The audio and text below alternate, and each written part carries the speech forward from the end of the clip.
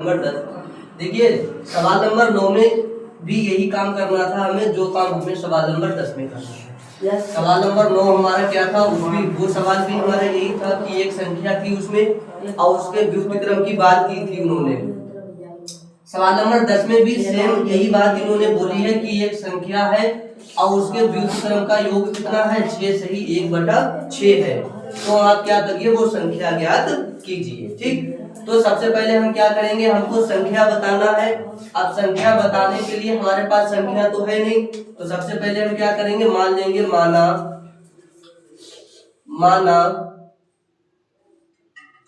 संख्या x है। ठीक है, संख्या हमने x मान ली। अब इन्होंने बोला है कि इसी संख्या का तुम्हें क्या करना है, व्युत्क्रम। ठीक है, संख्या का व्युत्क्रम। ठीक है, इसी संख्या का क्या तुम्हें निकालना है, व्युत्क्रम। तो जो तुम्हारे पास है संख्या x है, इसी का आप क्या निकालिए, पहले व्युत्क्रम निकालिए। ठीक है, तो देखिए संख्या x का व्युत्क्रम क्या हो जाएगा। हमने आपको बताया था व्युत्क्रम में क्या होता है, संख्या उल्टी हो जाती है। ठीक है, जैसे कोई संख्या अगर 4/5 है लिखा हुआ, अब हम अगर इसका व्युत्क्रम निकालेंगे, व्युत्क्रम अगर हम इसका व्युत्क्रम निकालेंगे तो ये 5/4 हो जाएगा। नीचे का नंबर ऊपर हो जाता है, ऊपर का नंबर नीचे। इसी प्रकार तुम्हें यहाँ x का व्युत्क्रम निकालना है, तो हम इसके बटे में 1 लिखने से कोई फर्क नहीं पड़ेगा। अब देखिए जब आप इसका x का व्युत्क्रम निकालेंगे तो ये 1 हमारा चला जाएगा ऊपर, x हो जाएगा नीचे। ठीक, ये तुम्हारा हो गया x का व्युत्क्रम। अब इन्होंने बोला है प्रश्नानुसार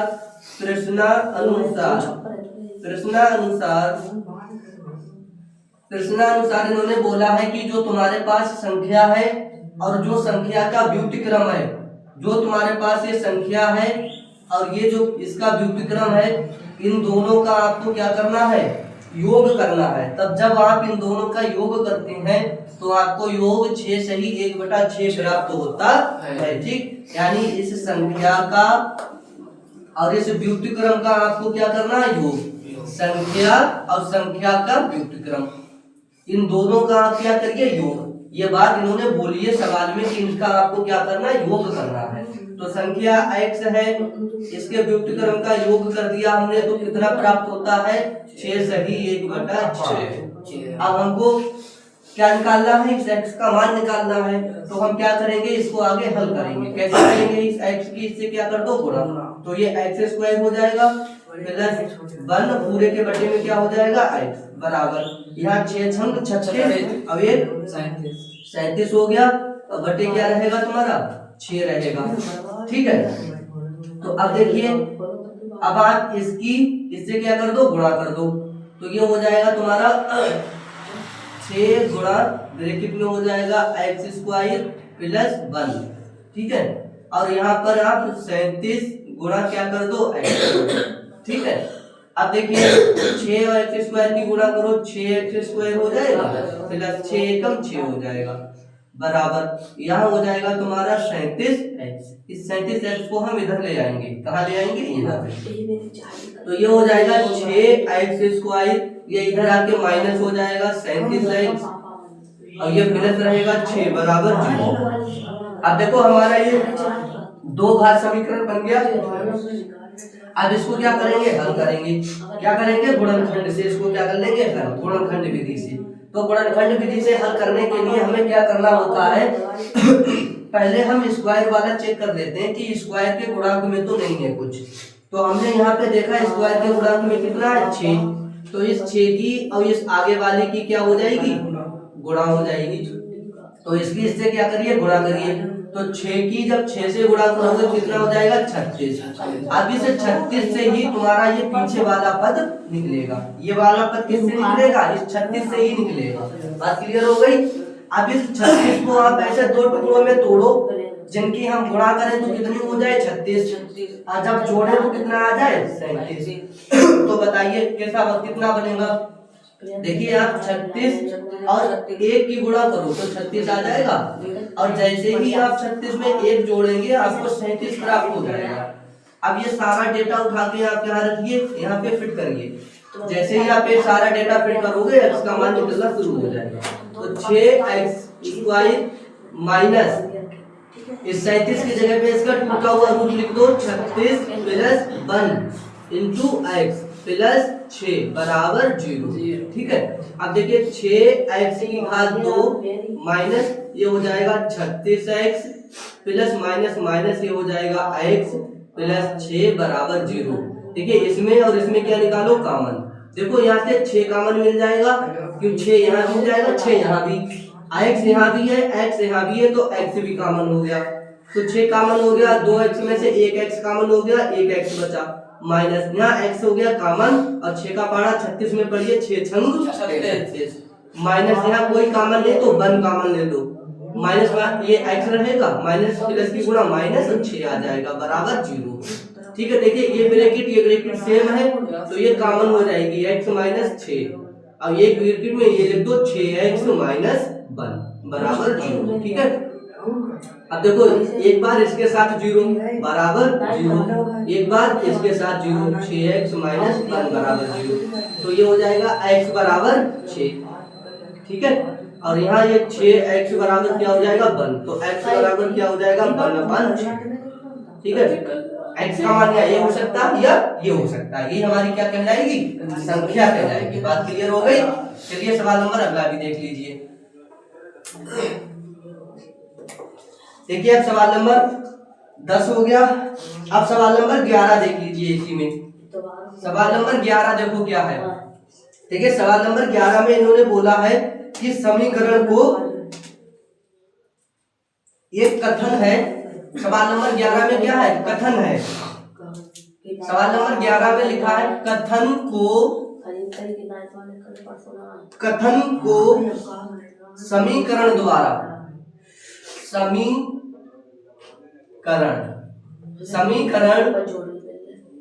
समीकरण द्वारा व्यक्त कीजिए। ठीक है, अभिव्यक्त कीजिए, अभिव्यक्त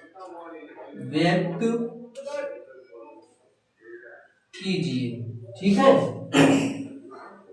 सवाल नंबर 11 में हमारे पास क्या है, एक कथन है हमारे पास, और उन्होंने कहा है कि जो कथन है इस कथन को आप समीकरण के द्वारा व्यक्त कीजिए, समीकरण के द्वारा अभिव्यक्त कीजिए।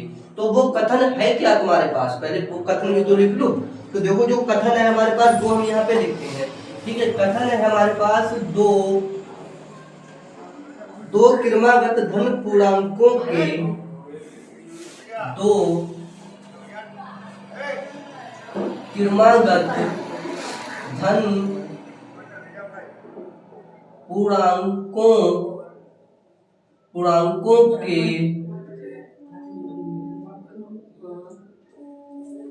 पूर्णांकों के वर्गों का योगफल, दो क्रमागत धन पूर्णांकों के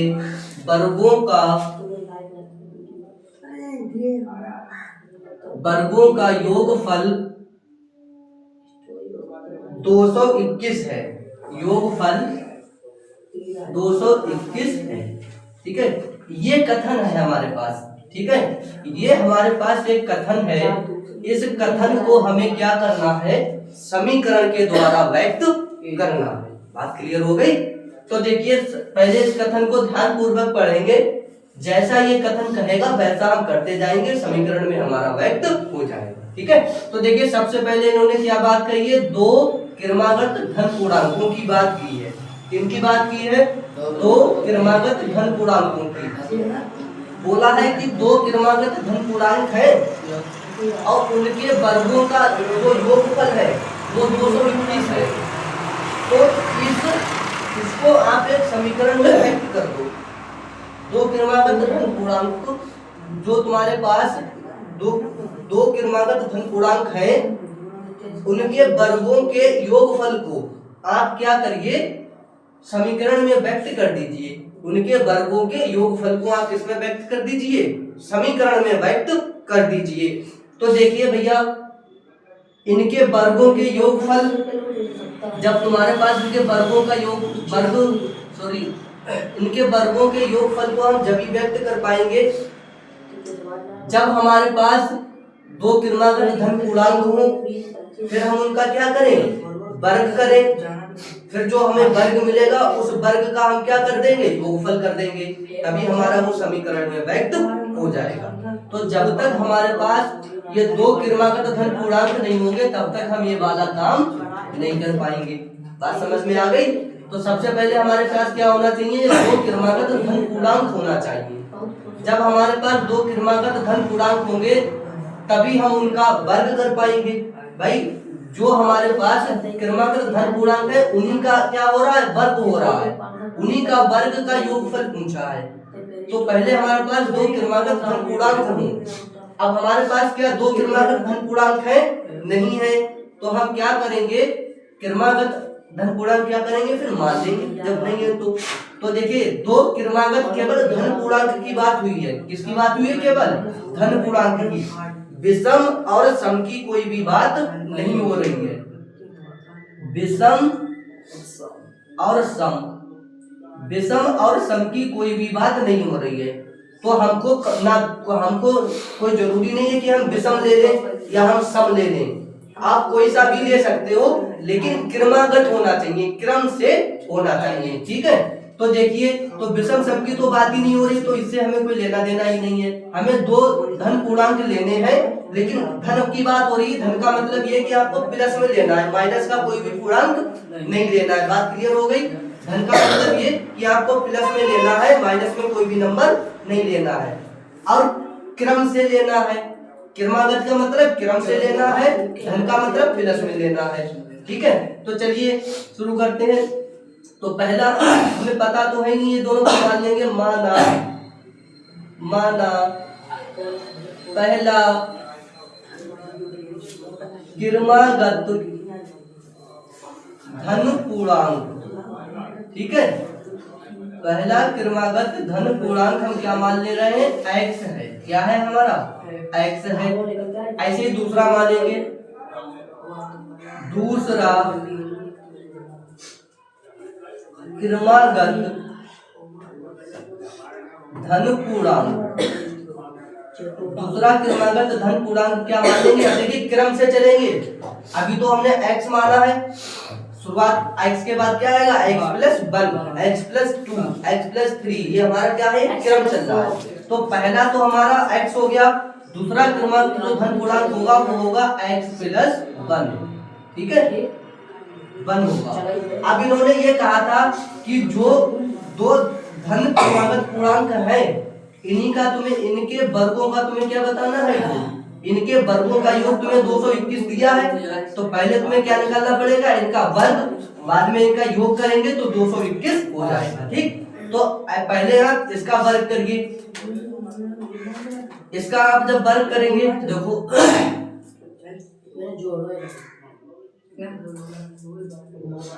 x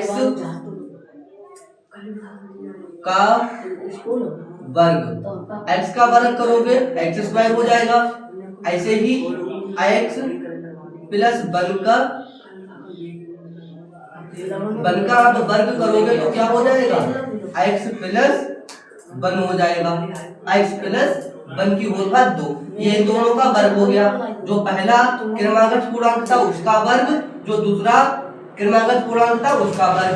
अब इन्हें कहा जब आप इन दोनों का योग करते हैं तो कितना प्राप्त होता है, 221। तो इन दोनों का क्या कर दो, योग कर दो।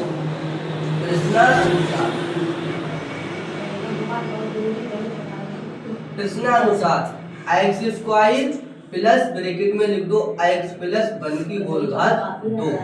ठीक है, 1 की होल घात 2। अब बराबर कितना प्राप्त होता है, 221। यही देखिए हमारा दो घात समीकरण बन गया।